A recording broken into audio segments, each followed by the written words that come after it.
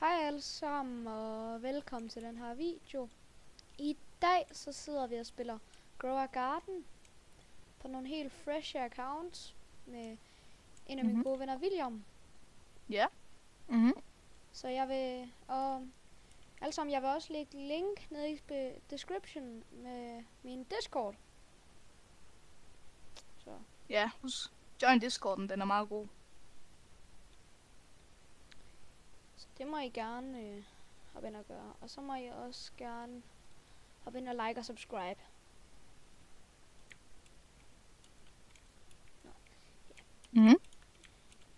Skal vi så bare købe nogle carrot seeds? Ja, det tror jeg, det er det. Jeg har 2. 1, 2, nå. Og de går hurtigt. Er det ikke sådan noget med carrot seed, de går hurtigt? Ja, de går meget hurtigt. Jeg tror, jeg har en større carrot, end du har. Jeg tror, jeg har en meget stor carrot, end du har. Hvor stor er din carrot? Hvor meget vejer din? 36. Nej, min er 33. Min er 37. Min er 33. Så Lars Bæk. Nej. Mange vi får her. How much? Ja, der selv. Jeg fik 54. Den er kun 33, verden der er blevet 36. Jeg køber lige nogle flere. Du fik mange flere. Jeg køber lige nogle flere carrots. Shit, jeg har en god start. Nu tror jeg skal... Jeg beholder faktisk nogle carrots, faktisk. Jeg har købt alle de carrots, jeg kunne købe. Det gør jeg også. Så laver vi lige noget carrot farm her. Jeg har en på 38 nu. Fedt.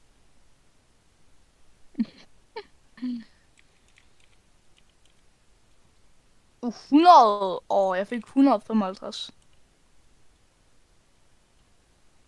Og det blev en... Jeg købte 3 strawberry. Jeg fik en gulerod på 20.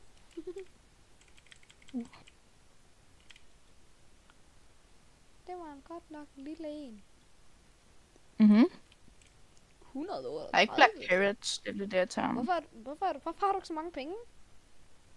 Jeg har brugt dem alle sammen. Aha. Jeg har købt 3 strawberries.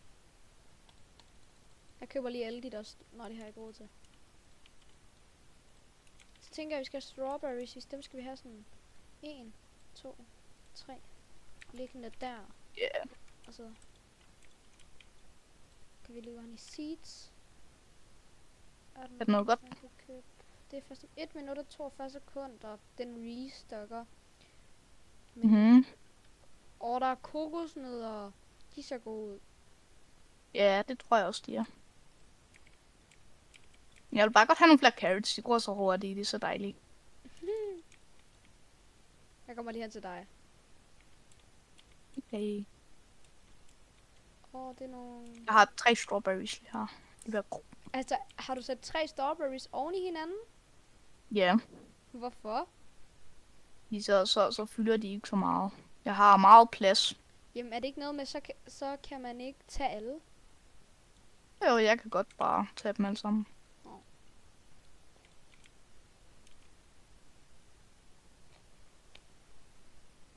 Seeds. Og snart gror der noget. Jeg kan se strawberry der være. 45 sekunder. Så kommer der restock. Så kan vi købe nogle flere carrots. Jeg håber, der kommer rigtig mange carrots. Prøv at se, så kommer sådan 100 carrots. Og det er måske lidt urealistisk sagt. ja. Jeg tror, det højeste, jeg har set, det er 27. Jeg ved det ikke. Jeg har set 27 mushrooms. Ej, 37. 37. I dag var der mushroom på stok. Ja, der var 17. Der er 10 sekunder tilbage. Eller 10 nu.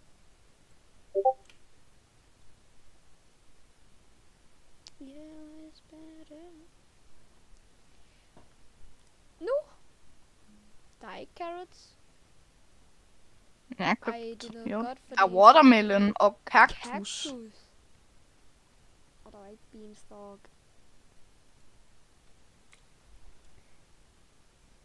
Jeg har et strawberry. Jeg har 2 strawberries. Jeg har 3 strawberries. Mine strawberries, de er langsomme. Mine strawberries, de er lavet brød. Jeg finder lige 88. Strawberries, de er faktisk gode. Ja. Det tror jeg også, de er. Ja, jeg køber lige resten af carrots, og så kan jeg lige købe mere strawberry. Ej, lad mig nu tage mine strawberries legit lige. Sådan der. Jeg har Nu 3. køber jeg en. Hvorfor er en af din største strawberry? 35, det var den første. Nej, jeg har lige en på 30. Det er min største lige nu. Hvorfor får jeg alle tingene større end dit? 28, 28, 32. Jeg har en på 38. Jeg har en på 41. Den slår jeg ikke. Jeg favoriter den, så jeg kan lige gemme den. Jeg har 200, så jeg kan snart købe en blåbær. Så jeg lige kan huske min rekord på den. Jeg har 5 strawberry seeds.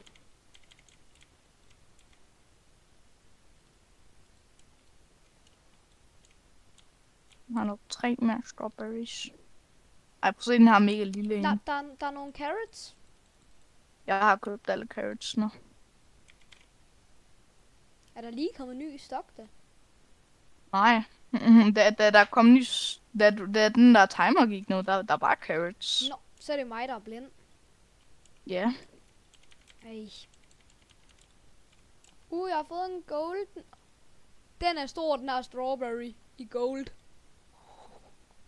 Nej, Kæmpe det er ikke fair. strawberry nu. Ej, hvor mange penge får du? Det ved jeg ikke. Får den til stor.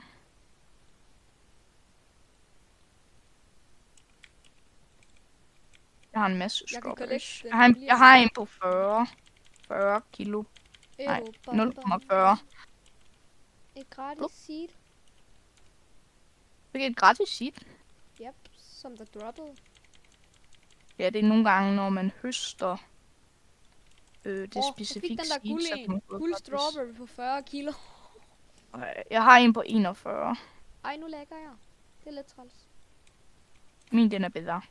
Hvad? Fordi min den er din bedre? større. Hvordan? Ja, min er større. Hvad er din på? 0,41. Ej, Jeg har lige fået en mere på 0,41. det er lidt unfair. Ja. Jeg tror, jeg har en, der er lidt større end 0,41. Nej. William, det er ikke i orden. Jo, det er helt irriterende. Hvordan har du 1000? Jeg gør det bare på en ordentlig måde. William, hvordan er du så fattig? Ja, og jeg kan købe en blåbær, endelig. Kun en blåbær på for en carrot seed. 21 for 21 Robux for en strawberry seed. Det er ikke det værd. Nej, Jeg kan købe tomater. det er det ikke. Altså, sådan for en bambu, så 99. Og så en kokosnød, som er en væk fra bambu, 435. Jeg er i gang med at gro tomaterne. Nu kan man bruge tomater. Dem, der kun gror en gang, de er meget billigere end alle de andre. Nu går vi over til... Er du allerede i gang med at gro tomater? Nej, jeg skal se din giga. 1 kilo og 34. Ej, den er kæmpe. Og Ja. YouTube, hvis I også spiller Grow a Garden derude, så skriv det Ja. der lige i kommentaren. Ja, gør det. Please. Jeg har lyst til at læse noget. Hvorfor er min blueberry busk så stor? Du har bare alt, der er stort. I starten der havde du carrotsene. I starten havde du større. William, i forhold til da du fik den der kilo der. Der er 15 sekunder til en ny stok. Og du har lavet tomater. Ej. Ja. Hvor har du plantet din tomat? Men hvor meget den har værd? Jeg gør det sådan lidt fordelt. Den har den været 300. Der kom carrot seeds. Der kommer altid carrot seeds. Med mindre man får den verdens bedste stok. Hvis det er verdens bedste stok, så er det alt sammen på stok. Så er det hele på stok. Ja. Og jeg har lyst til at slette den her kæmpe store blueberry busk. Alt for stor.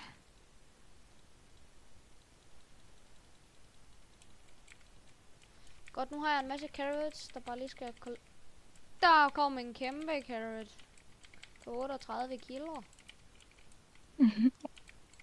Og jeg har nogle shiny strawberries. Nå, det er en gold. Shiny. Jeg troede, det var en shiny. Det kan man ikke engang få. Jeg har 600. 800. Jamen, jeg har blueberry Altså, seed. William, det er ikke i orden. Du har så lidt penge. Er det bare ikke i orden? Jeg har så slet den her kæmpe store blueberry busk. Ja, i det mindste har jeg flere penge end dig. Nej, det har du ikke. Nå jo, det har du nu. Jeg har. Det har du nu. Men det havde du desværre Nej, før. ikke noget. Jeg planter den der. Hvor er den her blåbærbus så stor? Starterbæk. Hvad er det for noget? Det er noget Robux noget. Jeg får en guld strawberry. Der kommer noget cosmetics. Ja. Det er sådan nogle ting, man kan placere i sin garden. Nå, det var det, man kunne lave obbies med. Ja. Det koster det var så det. en del. Jamen, man kan også... Jeg er helt dernede i bunden, ja. Det koster rigtig meget. Du kan lige se, hvad din daily quests er. Daily quests? Nå ja. Ja. Jeg har et gold strawberry. Det regner. Harvest 100 blueberries. Jeg får 3 seed packs. Og så harvest 25 æbler. Plant 5 pumpkins. Ja. Vi kan måske også købe et æg. Ikke lige nu. Ikke lige nu. Det har jeg ikke råd til. Det har jeg heller ikke råd til. Jeg skal plante 100 carrots, harvest 500, harvest 100 blueberry og plante 5 pumpkin. Ej, hvorfor gik jeg tilbage til min have? Jeg skulle ned og købe en vandkande. Nå, nej, det koster 50.000. Det har jeg lige glemt. Jeg har slettet min kæmpe store blueberry busk. Nu er jeg i vejen. Hvorfor skal en vandkande koste 50.000? Jeg har lidt penge nu. Det er lidt overpriced. Jeg har lidt penge nu. Der er ikke noget i stok. Jeg har købt hele stokken. Der er ikke mere i stok. Er der kommet ny stok? Nej, jeg har købt alting, der var. Du har da ikke købt alting, der var. Det tror jeg da ikke på. No, der er alting, det er ude af stok, fordi jeg har købt det hele. Nå ja, det kan man godt se. Fordi for mig er der noget. Fordi at der var jo kun strawberry og blueberry. Nej, der var også en tomat. Den har jeg købt. Ja, jeg tror 2 tomater. Men der var kun én for mig. I den her stok var der kun én. Det tror jeg. Jeg mangler 400 for at købe hele stokken. Jeg har masser af penge, og du sagde, at jeg ikke måtte være fattig. Hold nu. Jeg høst alle mine 31 jordbær. Nu har jeg næsten... Hvorfor får jeg så lidt penge ud af det her? Og du har ikke nok jordbær. Jordbær, de giver masser af penge. Det gør de da i hvert fald ikke. Nu, du skal bare have en masse af dem. Jeg skal bare have dem lige ved siden af hinanden.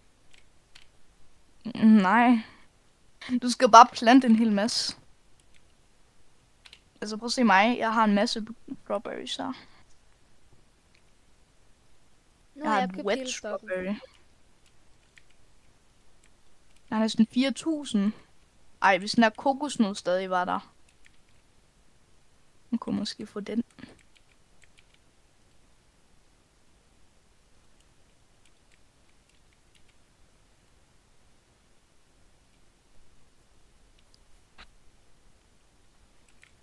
Nu er jeg i gang med blueberries og alt muligt. Så. Nu får jeg beskeder. Ja, det er Elias. Der er orange tulip er på stok. Oh. Der er faktisk mange gode ting. Ja, for dig er der mange gode ting. Kan du ikke købe de der orange tulip? Hvad er det? De der blomster. Jeg har 5 af dem. Oh. Må lige plante dem. Er de gode? Jeg får en stor blomst. Orange tulip, orange tulip, orange tulip. Nej, jeg har ikke 600 kroner. Jeg købte 5 af dem. Jeg høstede min store orange tulip. Hvor er den? Prøv at se den her.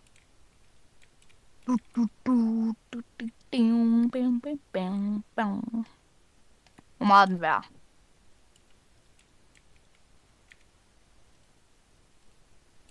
Den er værd meget. Ej, den må du godt få. Vil du gerne have den? Ja. Den er værd 12.000. 18? Ja, Det tror jeg ikke på. Men ja. det er den. Hvad var? Sygt nok. Jeg Tak. høster lige mine blueberries. Min tomat er stadig ved at gro. Jeg har brug for nogle flere af de der orange tulips. Køb dem alle sammen. Beanstredet kommer på stok. Det har du ikke råd til. Det koster 10 millioner. Det koster 10 millioner, og kakao koster 5 eller sådan noget. Jeg tror kun kakao koster 1 million. Ej, jeg kan ikke huske det. Det er 5. Køb nogle orange tulips. De synes, de er gode. Altså, når jeg orange tulips. Sådan der. Nu har jeg købt hele. Ja. William, 89 kilo. 89 kilo. Ja. Eller 0,9. Jeg har tomat. Kilo. Mit jordbær vejer 1 kilo. Hvad kan den sælges for? Mit jordbær? 222, den her. Jeg har groet en mere stor en mere orange tulip. Den er ikke lige så stor, men den er stadig ret stor. I want to sell my inventory. 7.000. Det var mange penge. Det var ikke så mange som den anden. Det her orange tulips, de er bare sindssygt gode. Jeg har nogle flere blueberries. Nogle flere orange tulips. Så nu har jeg fået en masse tulips. Jeg kollekter lige min carrot. Jeg kollekter en. Jeg har en guld en. Jeg har en guld orange tulip. Jeg har en guld en. Jeg har så mange gode ting. Okay. Ja, nu sælger jeg. Hvad får jeg? Altså, 40.000. Ligesom... Jeg fik lige 44.000. Hvad? What? Jeg vil have et æg. For at sælge tulipaner, eller hvad? Ja. Jeg fik 34. Ja. Jeg troede slet ikke, tulipaner. De var så gode. Altså, tomater, de er meget dårligere. Jeg kan ikke... Ej, koster det virkelig så meget? Ej, har du allerede brugt der lille penge? Jeg købte et common æg. Ja, det kunne faktisk godt være, at man skulle tage og købe sådan noget der. Det har du ikke råd til. Nej. Men når det er... En fattig mand, du har ikke råd til det. Ja, det har jeg også sagt. Og jeg gav dig endda også en meget værdifuld. Ja, det er sikkert også derfor. Hvad brugte du noget på? Hvad brugte du penge på? Og så købte jeg har stadig mit store jordbær. Jeg har ikke så mange penge. Altså seeds. Jeg har kun 3.000. 45 sekunder. Og strawberries. Strawberries? Men snart kommer der en ny stok. Der er strawberry seeds. 35 sekunder. Jeg har købt alting i stokken igen. Blueberries.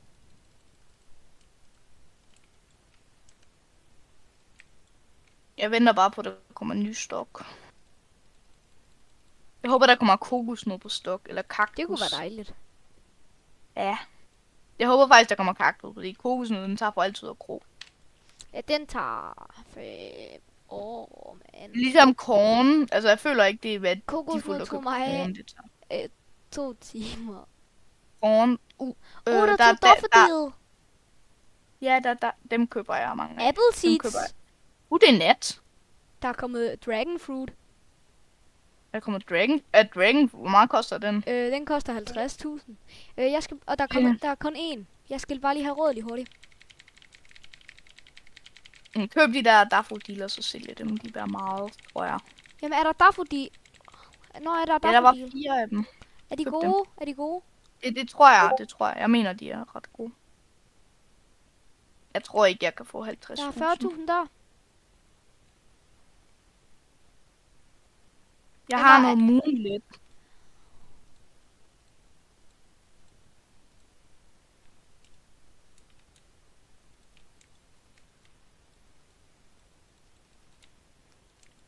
Nu har de Jeg har bare et gro. Nu har de Hvad er bare der i gro. den her shop? Hvad er der med den her uld? Er det man nu? kan købe Er det light nu? egg. Er det nu? Det er nat. Der er Mooncat. What? Det er nat. Jeg har et Moonlit Strawberry. Twilight. Mooncat. Jeg fik et Lunar Point. Jeg Og bruger 10. Celeste Bee. Moon Mango Seed. Jeg har et mere Strawberry der på Moonlit. Jeg sælger. Vent, fik jeg ikke et stort Blueberry?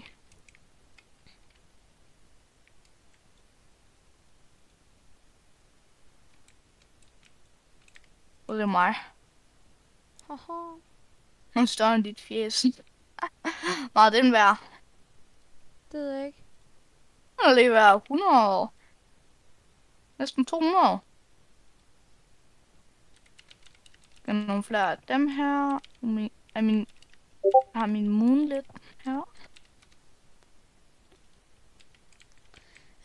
Bum, bum. Øj, jeg troede, det var din have, der var min.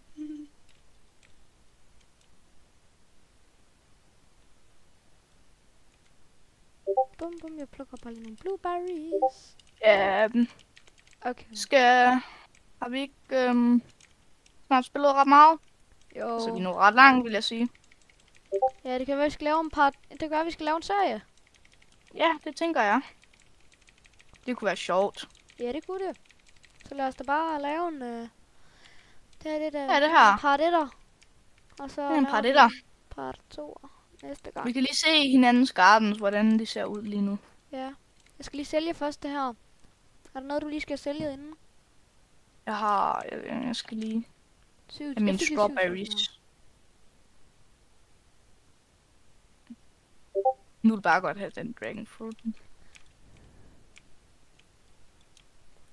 Okay. Ja, jeg vil gerne have den dragon fruit. Det vil jeg gerne. Apple er på stok. Ja, men jeg ved ikke. Jeg vidste bare ikke, om den var god. Jeg har købt apple. Okay, jeg planter bare lige en hurtig apple her. Godt. Så hopper jeg lige over til din. Vi starter med at se din her. Ja. Okay, du har en masse strawberries, som der... Ja. Mhm. Så fik du et æg. Et common æg. Ja, jeg fik et æg. Jeg fik et common æg. Så fik du nogle tomater, som jeg også fik. Så Ja, fik du nogle tomater. blueberries. En masse blueberries her. Fik du nogle orange tulips. Har du mere? Ja. Jeg har også et apple her, men den er ikke groet endnu. Nå, så har jeg en apple. Så lad os hoppe op til min. Jeg har også et Moonlit Strawberry og et guldligt. Oh. Men lad os komme op til min så. Ja, der skulle derovre. Jeg har en masse ting. Ja, du har en masse nogle strawberries, og du har også en Moonlit Strawberry. Du Ja. har også lidt blueberries herovre. Ja. Og blueberries. Og så har jeg en masse tomater her. Har Nogle en masse blueberries her igen. tomater. Ja, nogle flere blueberries. Jeg synes, din garden er meget god. Det synes jeg også, at din er. Mm. Jeg skal bare lave at sælge. Og jeg har en meget stor jordbær. Nå, Har skal vi du bare noget? sige, at det var det for part 1 af. Så, Ja, det var så part 1. ja, vi Ja. vil takke af for den her video. Ja, Vi ses Tak derude. for at I så med. Så, hej hej.